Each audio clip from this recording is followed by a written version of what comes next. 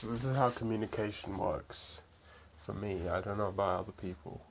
In order to communicate an idea to another person, you have to form a model of their thought in your mind, because otherwise you won't be able to even imagine what sort of thing they would be able to conceive of. So I have a general human model. I also have a general cat model and a general dog model. So, for example, I know that a dog is happy when it's wagging its tail. I know that a cat is stressed when it's arching its back or its ears are pinned backwards or something. I know that a human is happy when it's smiling. I know that a human is sad when it's crying. These general very, very general broad things. I know that in my general human model, I have factors such as, for example, if you meet someone for the first time and you make a rape joke, they will probably respond negatively. So you shouldn't do such a thing if you don't want them to respond negatively. That's just the sort of thing that's in my human model, my general human model. Very vague, basic stuff like that, right? Like this is the basic human facial expression which expresses like happiness or sadness or envy or well, envy is a little too complicated. I don't know what the facial expression is for envy, but that sort of thing, like your basic emotions. I can picture a disgusted face. I can picture that sort of thing. So this is the sort of thing you'd use this is the general human model you'd use on someone if you met them for the first time, if you were introduced to them by someone else, for example, in a semi-formal setting. But there's also a context-based human model, which is one step below that. So this is the basic human model with the addition of context. So for example, let's say I met someone at I don't know, who was, we were both out on a night out to see the same band, for example. Well, I know that this person. Then I have these more context based human models. Or these are also based on, for example, the way someone's dressed, which is super useful to me. It's so useful to me. I'm so glad that fashion is a thing. So like, if I meet someone who's dressed like a punk, it's so you don't understand how useful it is. I can okay, now I don't have to use my general human model, which is way too vague to communicate anything of meaning. I can now use my more context-based human model for okay, so this person is dressed in a way that signifies that they have so-and-so ideas. This way I can actually communicate more effectively. I don't have to explain things or avoid certain topics because, okay, I know this person's dressed like a punk, so they'll probably be generally anti-authoritarian. They'll probably know about this band, and this band. They'll probably like music that sounds like this. They probably enjoy going out to shows, or for example, or they probably enjoy the sort of more boisterous activities, more fired up type of activities. Okay, now I can use that to specify my model further to this context based model, right? And this goes further. You can use it you can specify it further. For example, okay, I met this person, they're dressed like this, they speak in this accent. Accent is also very important, because I'm pretty good at I think most people are pretty good at recognizing accents. I don't know, but I consider myself pretty good at recognizing accents because it took me a long time to learn what accents are. So for example, I could be like, oh, this person's accent can determine your class, right? I can be like, okay, this person is generally working class. This person is generally middle class. This person, so I can actually determine things like that from their accent and use it to reference back in my brain a context-based model that I have. And the context-based models are essentially additions to the general human model, right? So you take the general human model and you take modifiers, right?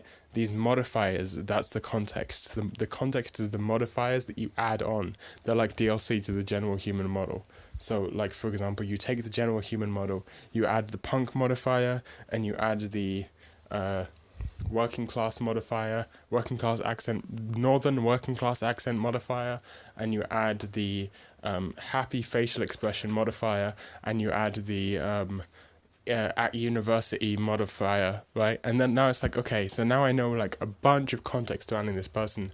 I can make so many judgments about the sort of thing they will be able to perceive. For example, this person will probably be generally more receptive to the sort of thing a rich person, if they didn't have like a northern working class accent, as I was saying in my example, if they had like a Cornish rich person accent, which would be close to RP, I would say like, well, they probably wouldn't be super receptive to more social ideas, more like, they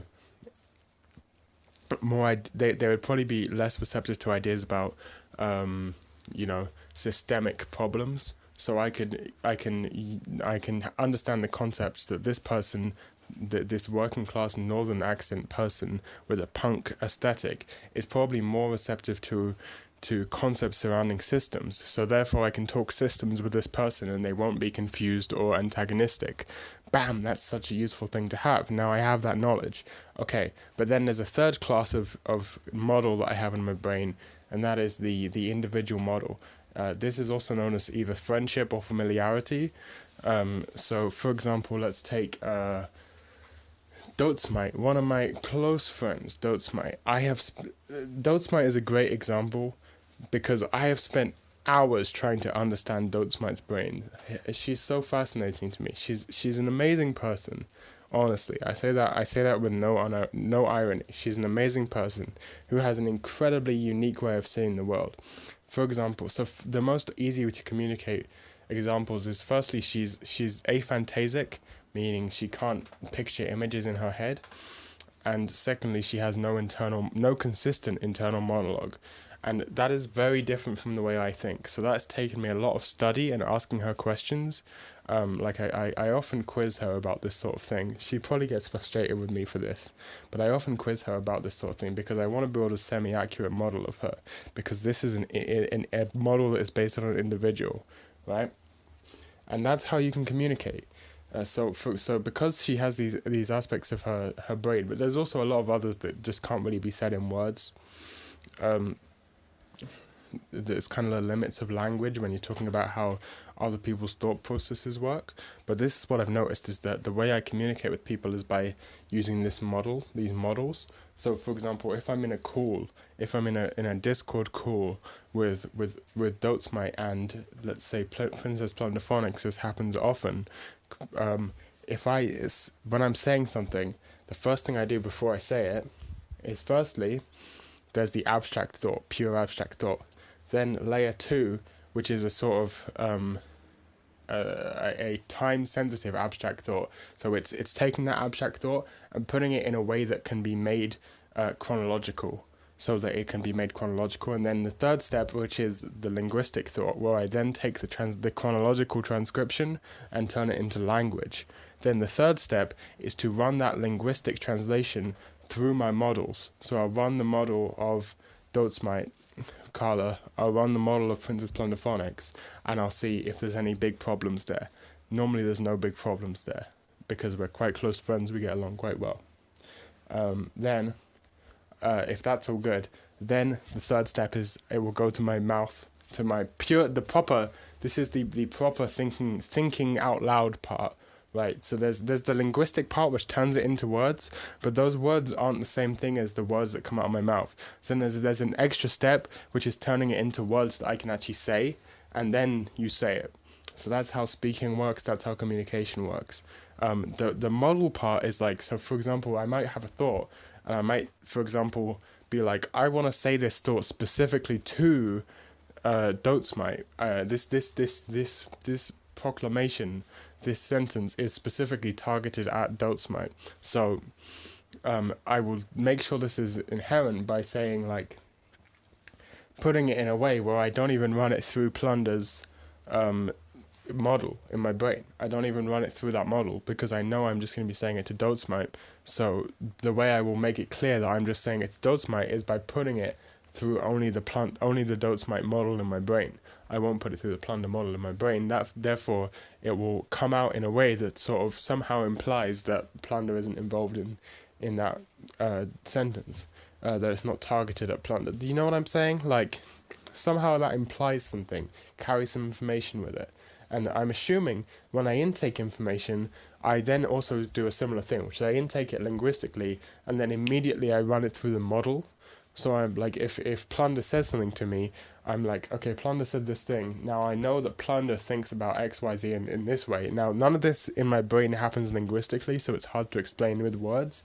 This is kind of the limits of language. But in my brain, the model is run of like, my basic model of Plunder's brain, which is, it's inherently basic. It's inherently so basic.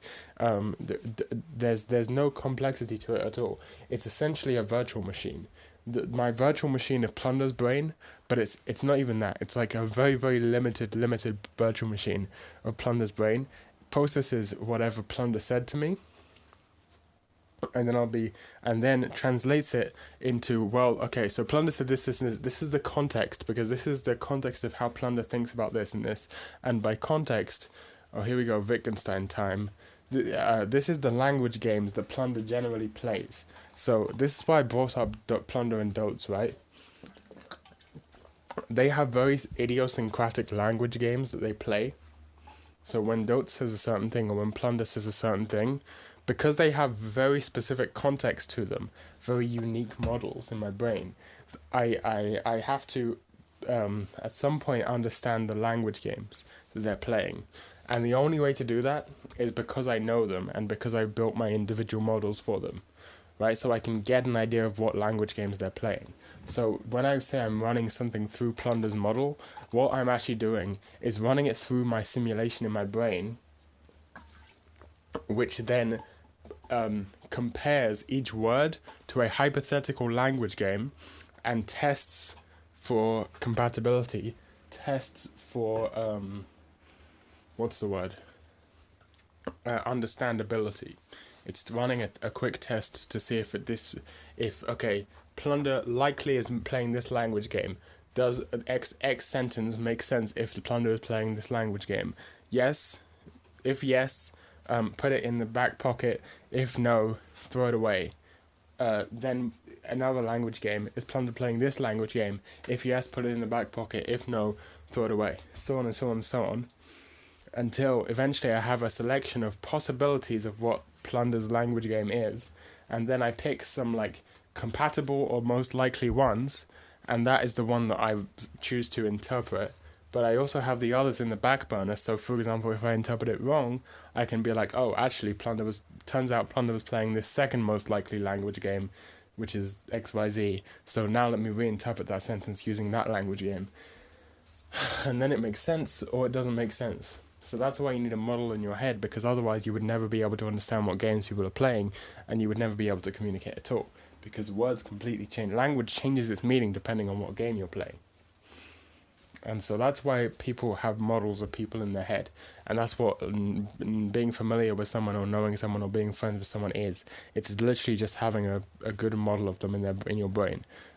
Which is why I quiz my friends on how their brain works sometimes, and they seem to get confused because I don't think other people do this, but I want to understand it linguistically for some reason. The reason is because I can't understand it intuitively because I have autism.